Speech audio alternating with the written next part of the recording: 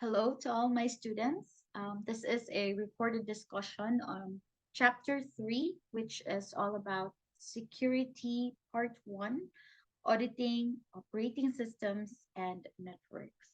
So, this chapter continues the treatment of general IT controls as are defined in the COSO control framework. So the focus of this chapter is on the Sarbanes-Oxley Act. So I've mentioned Sarbanes-Oxley Act before. In compliance regarding the security and control of operating systems, communication network, electronic data exchange, or sometimes we call it electronic data interchange, and audit and PC-based accounting system, rather. So this chapter examines the risks, what are the controls that we need to implement in order to reduce the risks, and what are our audit objectives and audit procedures that may be performed to satisfy either compliance or attest responsibilities. So just keep in mind that um, this this chapter is focused on four subject matters. So the first one is your operating systems, and then communication networks, followed by your electronic data exchange or electronic data interchange, and PC-based accounting system. So let's begin with the first subject matter, which is the operating system. Um, by the way, at the end of our discussion for this chapter, our objective is for us to be able to identify the principal threats to the operating system. So this will be our first topic, and the control techniques used to minimize the possibility of actual exposures. And then the second one is for us to be familiar with the principal risks associated with commerce that are conducted over intranets and the internet, and to understand the control techniques used to reduce these risks. And then be familiar with the risks associated with personal computing systems. So this is when we use PC-based accounting system. And lastly is for us to recognize the unique exposures that arise in connection with EDI or electronic data interchange, and understand how these exposures can be reduced. So again, this covers the four subject matters that I have mentioned a while ago. So starting off with auditing on operating systems. So operating systems, this is our first subject matter. So what is an operating system? I'm sure you've heard of the term operating system before, or we call it OS. Now, what OS are you using? So we have used this term in one of our communications in the past. So the operating system is actually the computer's control program. It allows users and their applications to share and access common computer resources such as processors, main memory, databases, and printers. So if each device is using different operating systems, so it would be hard for the device to share information and to share access to applications, right? So that's why we call it incompatibility. So they are incompatible. For example, if one device is using another OS as compared to the other device. So an example of an OS is our Google Chromium OS. We have the Linux, we have the Microsoft Windows, and also we have the iOS, right? So an OS is a software that manages computer hardware and software resources and provides common services for computer programs. So again, if you download a particular application or particular app, it must be in I mean the application should be able to run in such operating system. Okay, like for example, there are certain applications. If you are using iOS, there are several applications that you cannot download or you cannot install in your device that is using an iOS. But for example, a specific application or a specific software program can only be installed if you are using Android or a Windows OS. So the operating system is an essential component of the system software in a computer system. So application programs usually require an operating system to function. So if this is us as users, now we are using the application. When we say application, that program that you have installed in your device.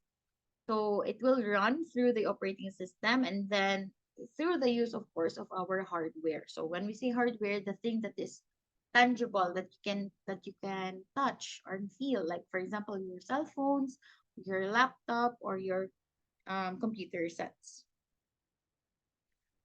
So the operating systems have three main tasks. So the first major task of an operating system is to translate high-level languages into the machine-level languages.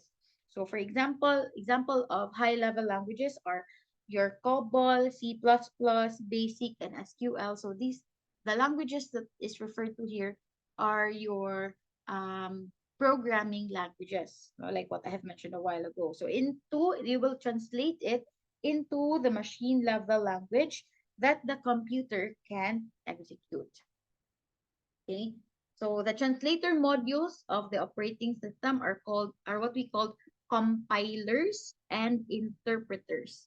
Okay, so these translators will be discussed further when we reach chapter 5. The second main task of an operating system is to allocate computer resources to users, applications, and even work groups. So this includes assigning memory workspace or partition to applications and authorizing access to terminals, telecommunication links, databases, and printers. So the next main task of an operating system is to manage the tasks of job scheduling and multi-programming. So at any point, numerous user applications, and we call it jobs, are seeking access to the computer resources under the control of the operating system. So for example, if you open lots of tabs or lots of windows in your computer, so the all of these tabs or all of these windows are trying to access our computer resources. So the operating system is working in the background to help um, manage the task of job scheduling. So the job here refers to the numerous user applications. Okay, so like this one. So if you see here, this is the Windows Task Manager. So this is your operating system at work, or this is your OS at work. So for an operating system to perform effectively, these five fundamental controls should be observed. So the first fundamental control is that the operating system must protect itself from its users. So the user applications must not be able to gain control of or damage in any way the operating system, because if the user applications could damage the operating system, it will cause the operating system to stop running, or even it could destroy data. The second fundamental control is that the operating system must protect users from each other. So, one user must not be able to access, destroy, or corrupt the data or programs that is being used by another user. Okay, the third fundamental control is that the operating system must protect users from themselves as well. So a user's application may consist of several modules stored in separate memory locations, which has its own data. So the one module must not be allowed to destroy or corrupt another module. The next one is that the operating system must be protected from itself.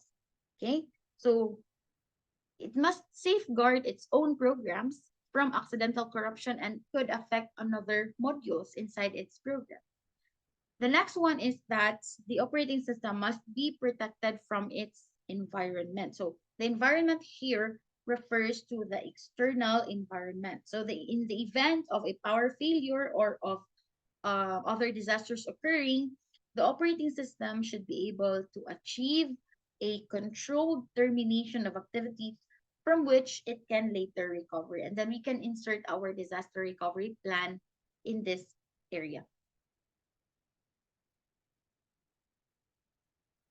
So when we say operating system security, this actually involves policies, procedures, and controls that determine who can access the operating system, which resources, such as your files, programs, and printers, they can use. So if they can have an access, which resource can they access, and what actions they can take.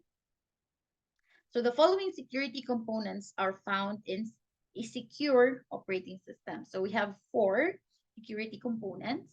The first one is a log on procedure. The second one is the access token. Third one is the access control list. And the fourth one is discretionary access control. So the first security component is what we call a log on procedure. So a log on procedure is the first line of defense against unauthorized access. So when the user initiates the process, the user is presented with a dialog box. So there is a pop-up in the screen now requesting the user's ID and password. So the user should encode his or her user ID and the password. So the system then compares the ID and password to a database of valid users. So if the system finds a match, meaning you are authorized, you are an authorized user, so the log-on attempt is authenticated. If, however, the password or ID is entered incorrectly, the log-on attempt fails and a message is returned to the user. So there is a separate pop-up on the screen telling you that there is an incorrect username or an incorrect password, so you should retry. Okay, so but a secure log-on system should not reveal which one is erroneous. Like, for example, if you enter the wrong user ID or if you enter the wrong password, it should not tell you which one is wrong. Is it the user ID or the password? Because it increases the security feature of the system. So it just shows an error message. So after a several number of attempts, for example, if you have entered either a wrong username or a wrong password for 3 consecutive attempts or 5 consecutive attempts, then the system should lock out the user from the system. So you should not be able to encode or input anymore your user ID or password. Then another security feature or security component is your access token. So this contains key information about the user. So this includes your user ID, password, which user group do you belong, and which privileges are granted to you as the user. So the information in the access token is used to approve all actions that the user attempts during the login session. The next security component is what we call the access control list. So an access control list is assigned to each IT resource. So an IT resource could be a computer directory, a data file, a program, or a printer. So the list, this what we call access control list contains information that defines the access privileges. So, for example, you have entered the correct ID and password, so you have accessed the system already. But there is also a specific access that you can, or a specific module or a specific resource that you can access. So, not everything in the system is available to you. Okay. So, we have what we call access privileges. So when a user attempts to access a resource, the system compares his or her ID and privileges contained in the access token with those contained in the access control list. Like for example, in my case, I can log in ISMIS, but I cannot view the payslip of my coworkers because I have no access to that. Only the HR and the payroll department has an access to that module. Then we have discretionary access control. So in distributed systems, end users may allow own may I mean end users may control their own resources. So resource owners in this setting may be granted discretionary access privileges, which allow them to grant access privileges to other users. Like, for example, if I am a super user, like I am an administrator, I could grant another access or grant a specific access to another person. So that's what we call discretionary access control. So, what are the threats to our operating system integrity? So the threats could be divided into two.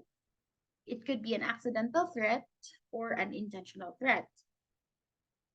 So accidental threats include hardware failures that cause the operating system to crash. So accidental threats are non-intentional, right? So it came as an accident. Okay, we did not expect it to happen. Like what is shown here, like hardware failures. Errors in user application programs, which the operating system cannot interpret, are also causing operating system failures. Um, Intentional threats, on the other hand, are um, intentional, meaning there is really that intent to cause this damage. Okay, so example, the most common attempt to illegally access data or violate user privacy for financial gain, like hacking a system to obtain or to get a copy of a sensitive personal information. So that is an intentional threat. Okay.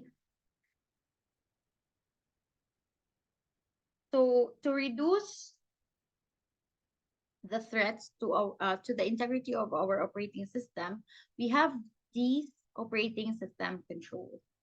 So first, we have access privileges. We have the password control. We have malicious or destructive programs. And then we also have to, we have to control our malicious or destructive programs.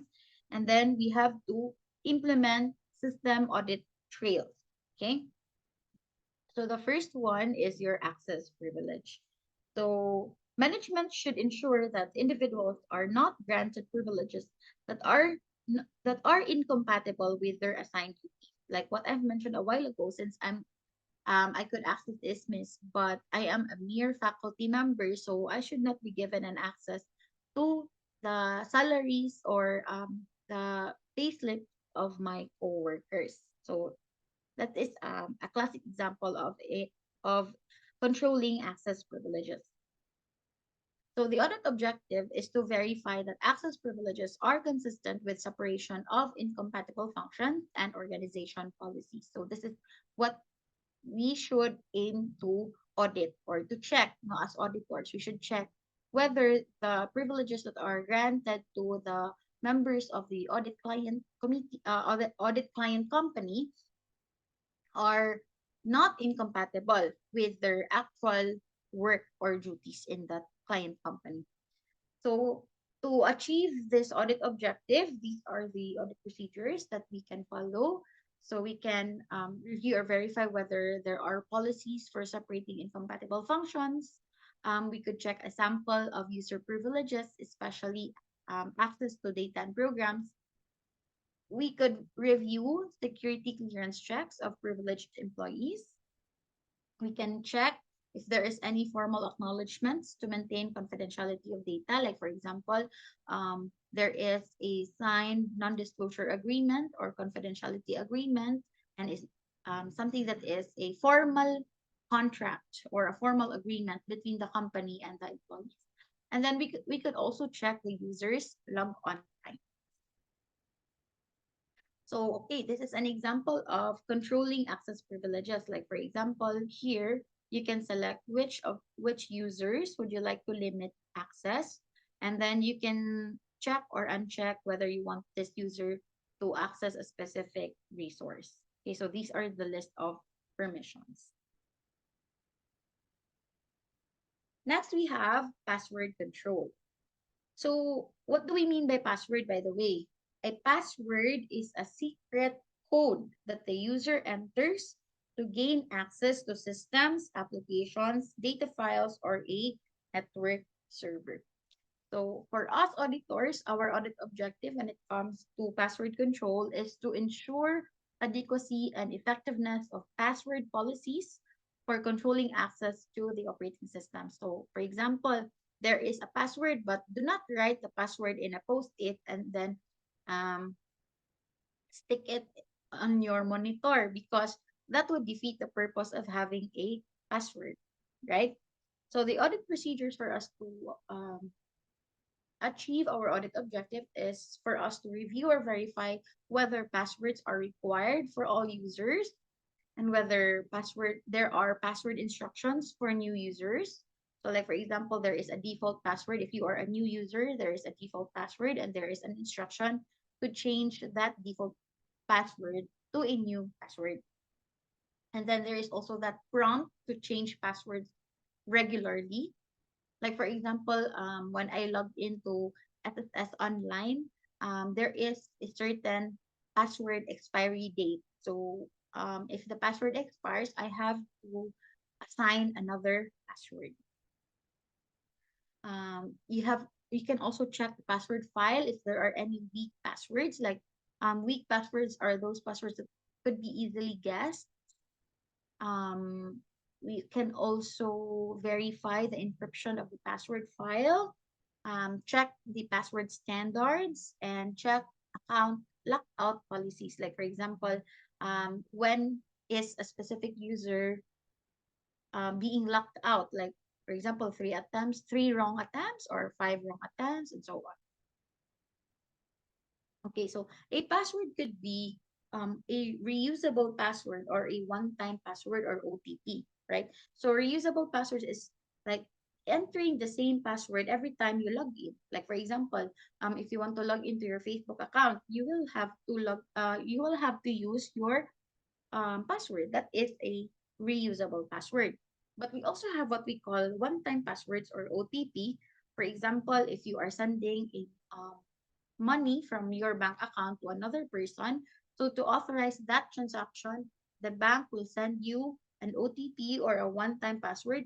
So as the term suggests, you can only use this password one time only. So it's a one-time password. Okay, so like for example, if you log into your computer or to your laptop, then you can include a password so that users, if someone else will use your laptop or will use your computer, you that someone cannot access your resources or everything that is stored in your device. Then there's some companies are also using these ones. Okay, my cousin has worked in an international company before, and they are using these keys, which shows one-time password. So, like for example, this password will expire after 1 minute, and then another password will be shown in the password key. Okay, so this changes from time to time.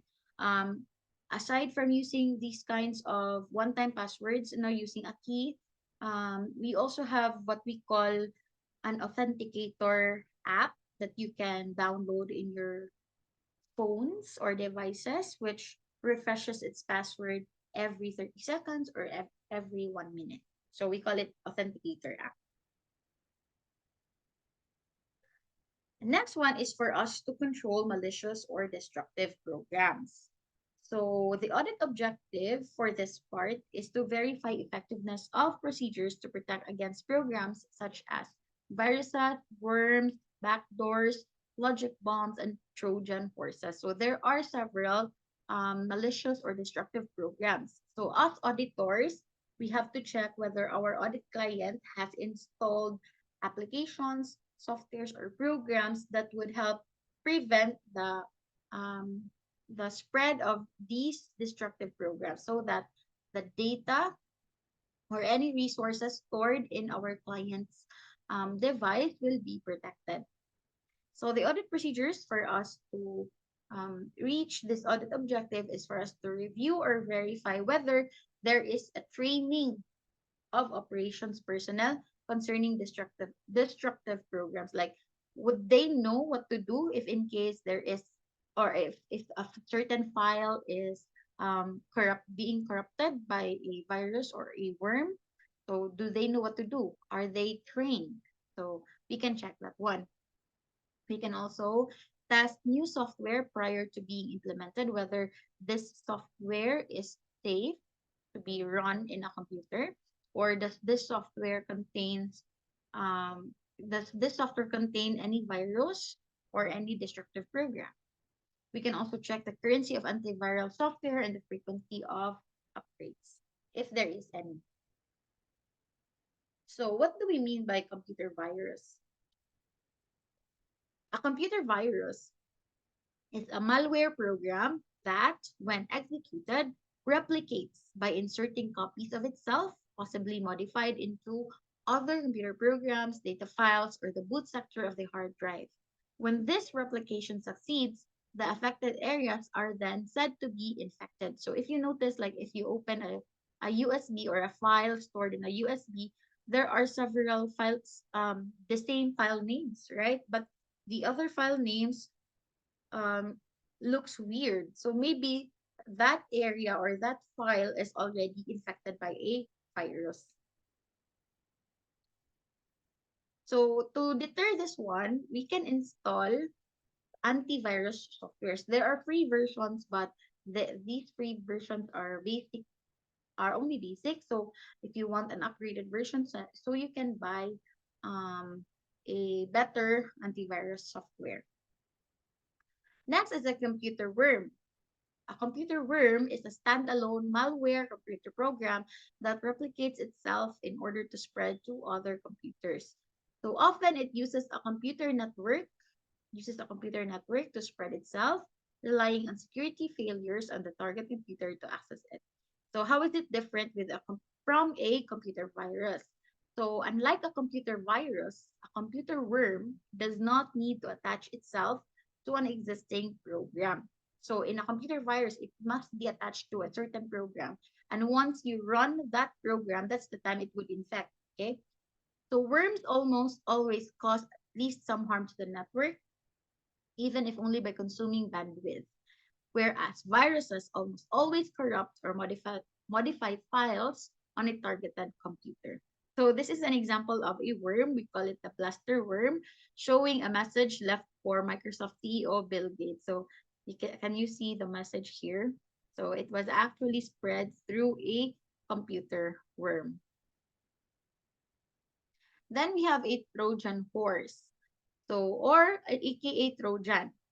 A Trojan horse in computing is generally a non-self-replicating type of malware program containing a malicious code that, when executed, carries out actions determined by the nature of the Trojan, typically causing loss or theft of data and possible system harm. So this is non-self-replicating, okay, as compared to a worm. The term is derived from the ancient Greek story of a large wooden horse that is being used to trick defenders of Troy into taking warriors concealed in the horse into their city in ancient Anatolia. So it's like purporting to be something else when in fact it's not that. Okay, it has a hidden personality.